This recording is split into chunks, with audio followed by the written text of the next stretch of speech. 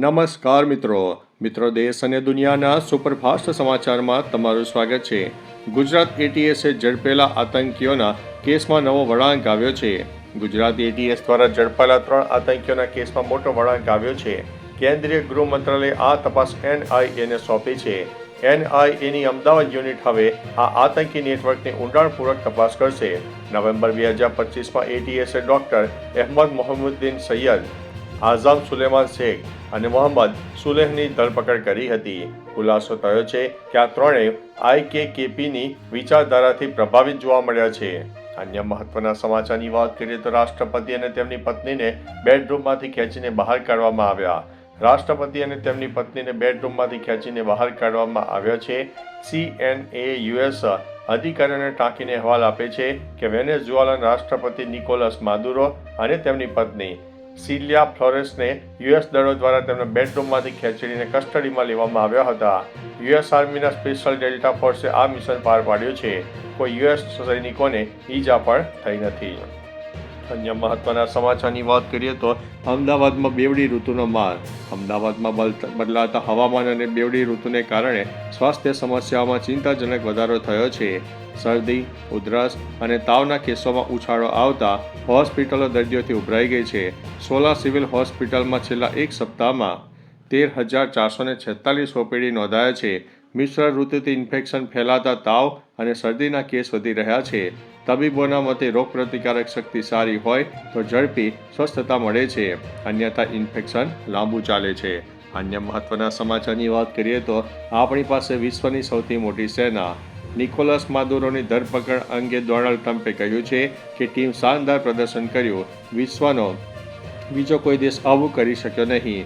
મેં પહેલાં પણ ક્યારેય આવું જોયું નથી। હું તેને વાસ્તવિક સમયમાં જોઈ શક્યો અને મેં તેને દરેક પાસું જોયું છે।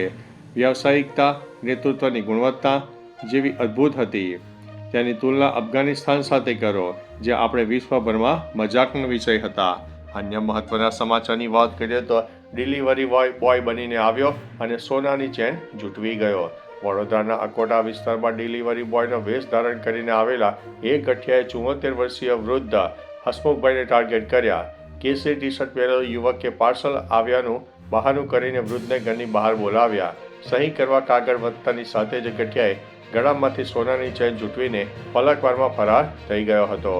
આ ઘટના સીસીટીવીમાં કેદ થઈ ગઈ છે, જેના આધારે પોલીસે તપાસ તેજ કરી છે।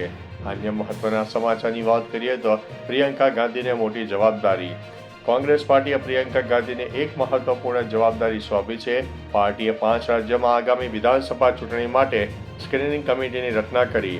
પ્રિયંકા ગાંધીને આસામ સ્ક્રીનિંગ કમિટીના વડા તરીકે નિયુક્ત કરવામાં આવ્યા છે। આ પહેલીવાર છે જ્યારે પ્રિયંકાને કોઈ રાજ્યમાં સ્ક્રીનિંગ કમિટીની જવાબદારી સોંપવામાં આવી હોય। સ્ક્રીનિંગ કમિટી ઉમેદવારોની યાદી તૈયાર કરે છે। અન્ય મહત્વના સમાચારની વાત કરીએ તો પેટ્રોલ ડીઝલ મોંઘું થશે। વેનેઝુએલા લાંબા સમયથી અમેરિકી પ્રતિબંધો હેઠળ છે, જેનાથી તેનું તેલ ઉત્પાદન અને નિકાસ ઘટ્યું છે। તેમ છતાં છેલ્લા મહિનાઓમાં નિકાસમાં વધારો થયો હતો। અમેરિકાની તાજી કાર્યવાહીથી તેલ સપ્લાયમાં અનિશ્ચિતતા વધી છે। ભારત 85%થી વધુ તેલ આયાત કરે છે અને અગાઉ વેનેઝુએલાથી દરરોજ 3 થી 4 લાખ બેરલ ખરીદતું હતું। જોકે અસ્થિરતા વધે તો વૈશ્વિક સપ્લાય ઘટે અને બ્રેન્ટ ક્રૂડના ભાવમાં ઉછાળો પણ આવી શકે છે।